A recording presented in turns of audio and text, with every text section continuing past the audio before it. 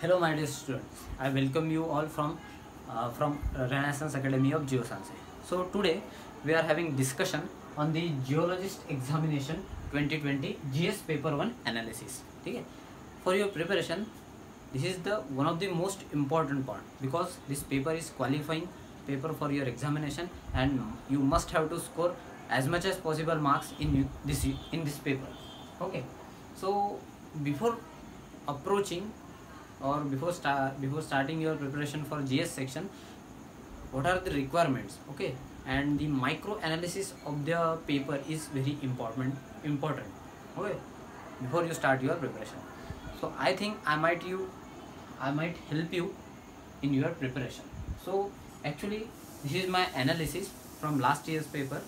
So here you can see that okay, we have very different section, and as a geology student this section is very much I think little bit difficult for most of the students. Okay, but अगर हम एक smart way से इसको approach करेंगे and if you try to tackle and plan your preparation so that it will help you okay in your preparation and you will able to score maximum marks.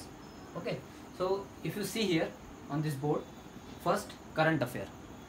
Okay, so for current affair preparation आपको updated रहना पड़ेगा. It is very difficult task क्योंकि ये पिछले 6 महीने का आपको current affairs करना पड़ेगा. But if you see from last year paper, from current affair section we have almost 18 questions. Okay, so total we have 120 question in your JS paper with 1/3 negative marking. Okay, for 100 marks. So one question for I think 1.25 marks. So अगर आप अच्छे से देखें so from current affairs section we have 18 total number of questions 18. From polity section we have 12 question. Economics portion we have 10 questions. From geography 13 questions. Okay, the most difficult part this one I say difficult. Okay, not for everyone but most of the students. Okay, we have to update ourselves regularly for current affairs section. Okay, but we might able to tackle some question from current affairs with normal study. Okay, but polity and economics require hardcore preparation. Okay, तो एक 22 question एक risk पे रहते हैं. इसमें से भी आप 8 से 10 क्वेश्चन पकड़ लो जो अपने को शायद टैकल नहीं हो पाएंगे, तो ये डिफ़िकल्ट पोर्शन हो जाता है. बट हम कहाँ पे फोकस कर सकते हैं so that we can score maximum marks. Okay, so this is geography portion.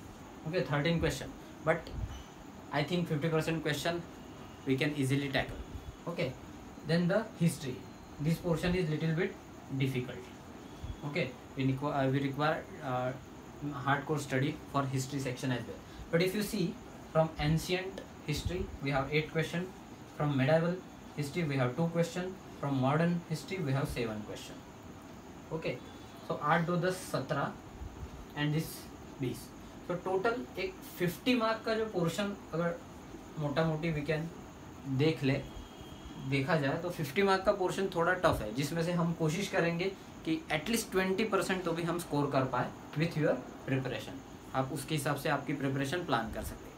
But as a geology student और as a science postgraduate हम ज़्यादा, हमारा जो स्ट्रॉन्ग सेक्शन हो सकता है ये हमारा जनरल साइंस हो सकता है, जिसमें आप देखेंगे तो almost 10 question from chemistry, 10 question from physics and 10 question from biology, जो कि 10 स्टैंडर्ड NCERT से आते हैं.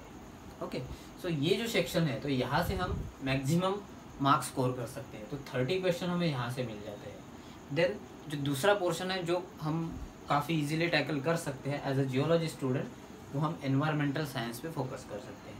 तो यहाँ से भी 20 क्वेश्चन. ऑब्वियसली सारे के सारे क्वेश्चन आना तो क्वाइट डिफ़िकल्ट पार्ट, बट एक 50% पोर्शन ऐसा है जिसपे मैक्सिमम स्टूडेंट अपना होल्ड बना सकते हैं.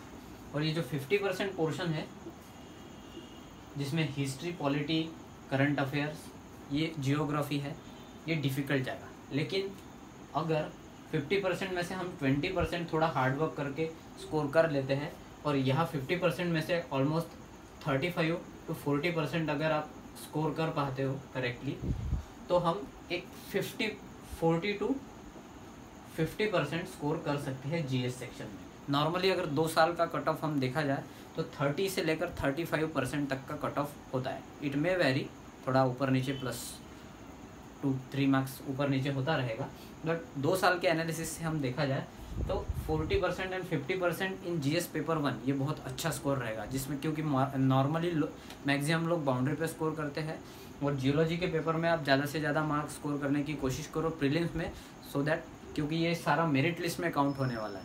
तो जितने आप पेपर 1 एंड पेपर 2 में कवर करोगे मार्क्स, उतने ही मेंस में कम भी हो गए तो फिर भी रैंक अच्छा आ सकता है एंड सिलेक्शन के चांसेस मैक्सिमम पॉसिबल हो सकते हैं। तो दिस वाज माय एनालिसिस, ये काफ़ी हेल्पफुल हो सकता है। इस तरह का एनालिसिस हमने आपको मेरे चैनल पे वीडियो भी मिलेगा जो इससे पहले 2019 के पेपर का भी किया है, उसमें भी ये सेम पैटर्न ऑलमोस्ट फॉलो हुआ है। तो 50% साइंटिफिक पोर्शन है, 50% जनरल पोर्शन है, जिसके लिए हार्डवर्क ज़रूरी है, बट एक स्मार्ट अप्रोच से हम कोशिश करेंगे तो definitely we can make it. Thank you.